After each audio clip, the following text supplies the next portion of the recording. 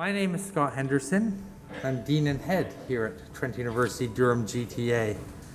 I wear my orange shirt today because tomorrow, September 30th, is also known as Orange Shirt Day.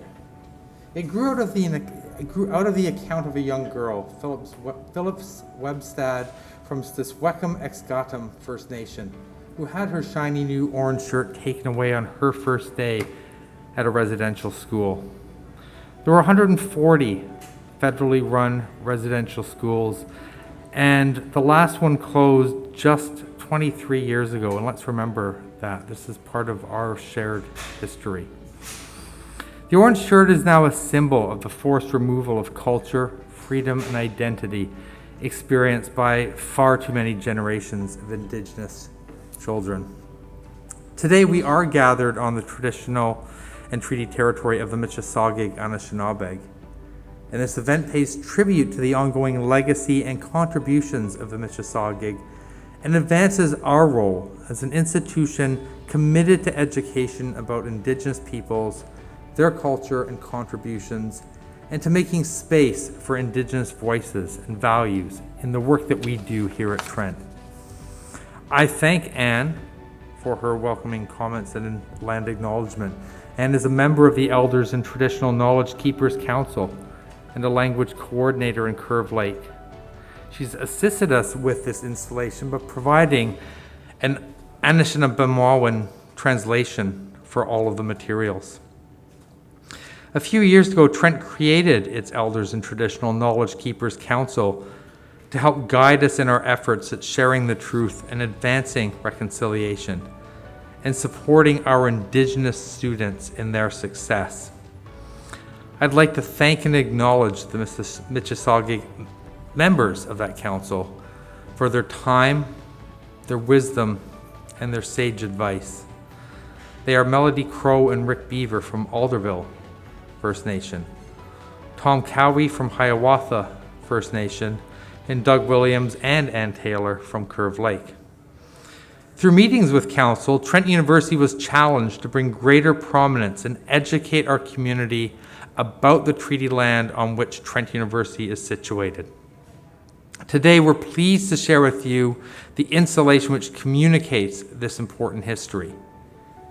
Here at Trent Durham, our efforts enjoy the supports of our friends from the Mississaugas of Scugog Island First Nation, along with members of our own campus Indigenous Circle, whose tireless work is helping us to make this campus stronger. So thank you to all of the students, staff, and faculty whose work has helped to prepare our campus to recognize Truth and Reconciliation Day on September 30th. I'd now like to welcome up Don Lavelle Harvard, the director of the First Peoples House of Learning, and Ann Taylor, if she would care to join us, to help me unveil this treaty wall installation, and then Don will say a few words on the significance of this display. Next slide.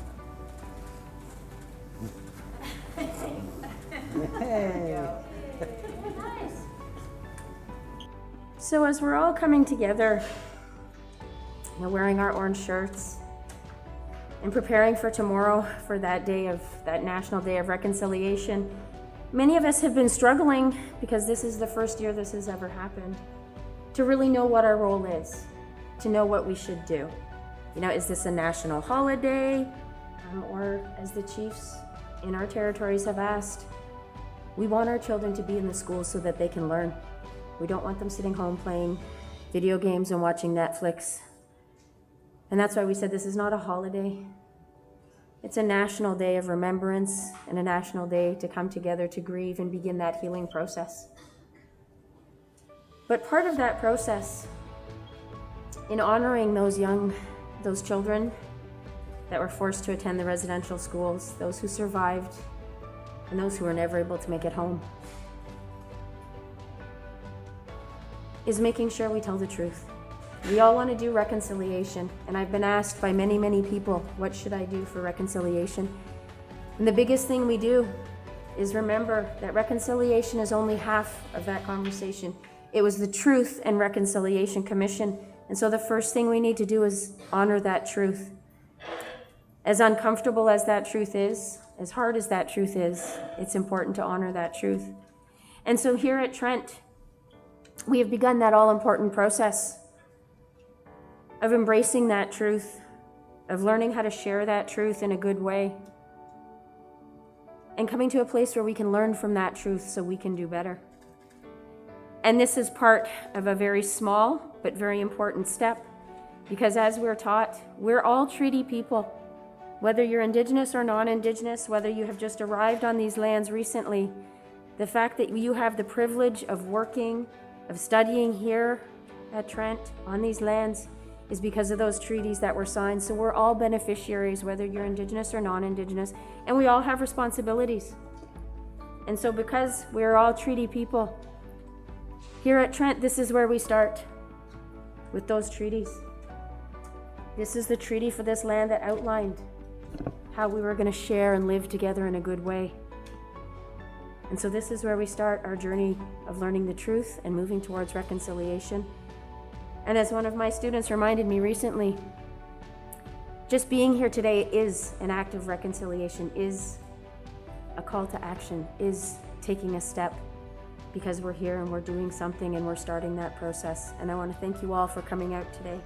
Chumigwech. Anne's going to share with us.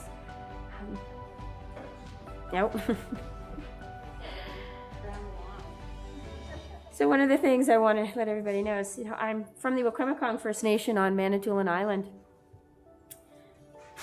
And so even though I'm a member of the Anishinaabe Nation, I too am a guest here in the Mississauga territories. And so I'm very honored to ask my friend Anne to come and share that history here of this territory.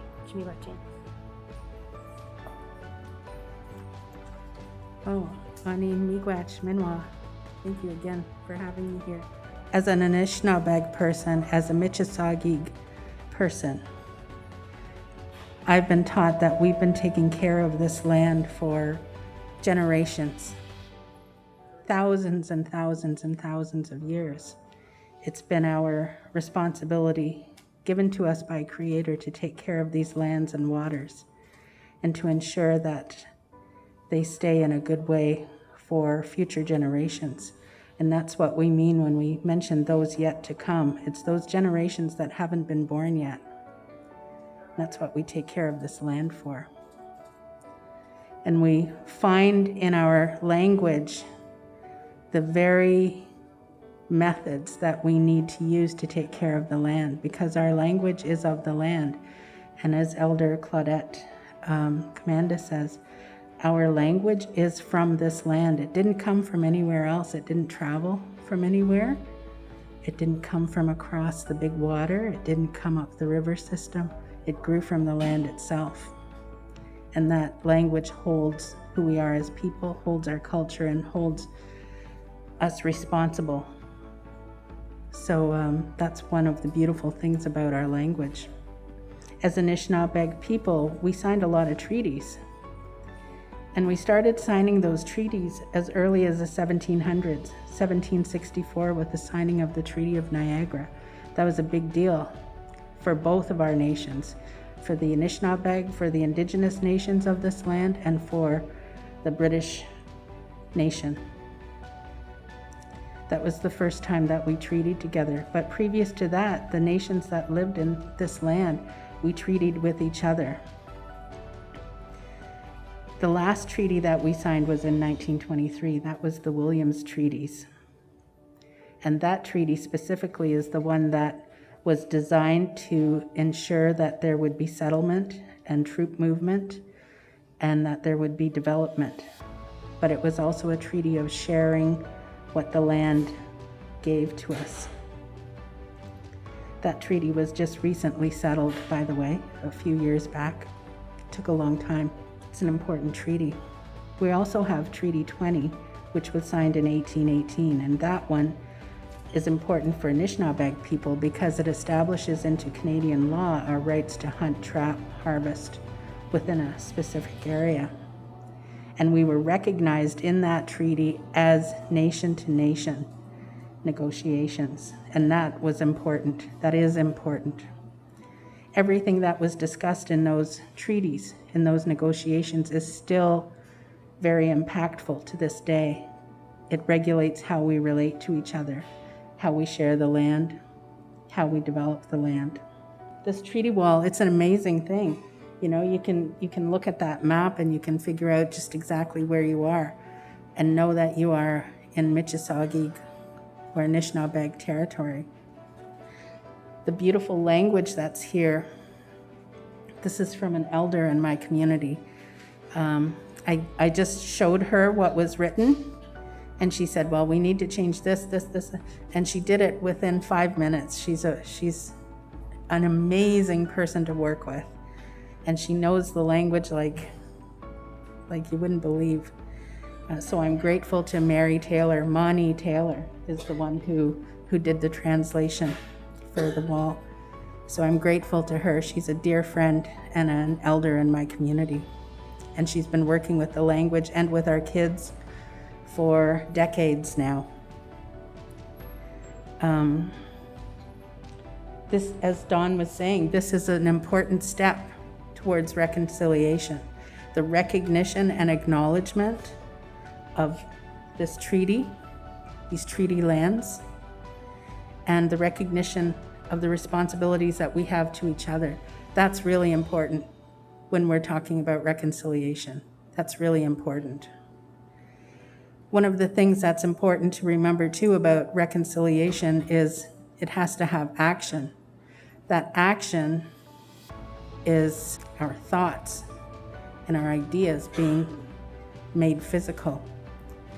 And the thing about that is, once you start thinking about that and moving in a certain way and being a certain way, it causes a shift in your thinking. And it's that change in your thinking that's the very seed of reconciliation starting to grow within you. And so you need to nurture that. And it all comes with thinking differently, behaving differently toward each other, behaving with respect and honor toward the land and to each other. And once we start doing that, we start changing. And once we start changing, great things happen. We've seen that.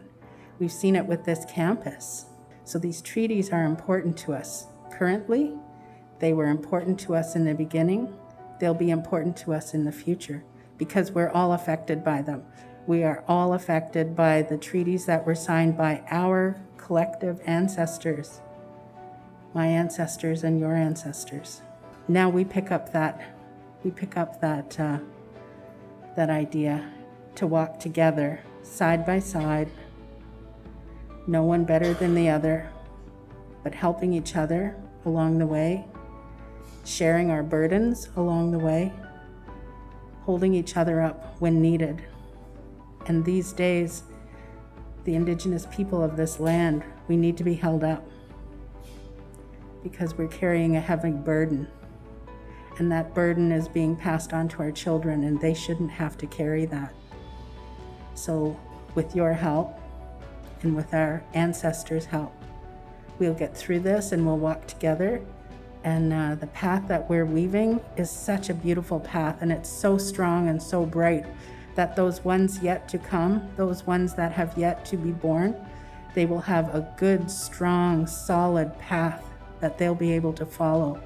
And where they walk, they'll be able to know that we worked really hard together to provide for them a place that they can be proud of, that they can be safe, that they can take care of, and that they can learn the teachings of the land and learn that together in a good way.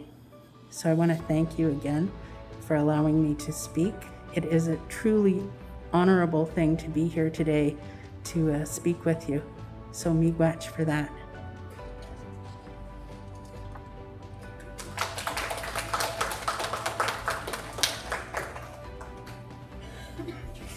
Your words. On behalf of Trent University, I'd like to thank everyone for attending today. I encourage everybody here to please visit the website. It's trentu.ca, Truth and Reconciliation, but you'll be able to review resources and assist members of the Trent community to help them to learn, reflect, and to take action to advance reconciliation.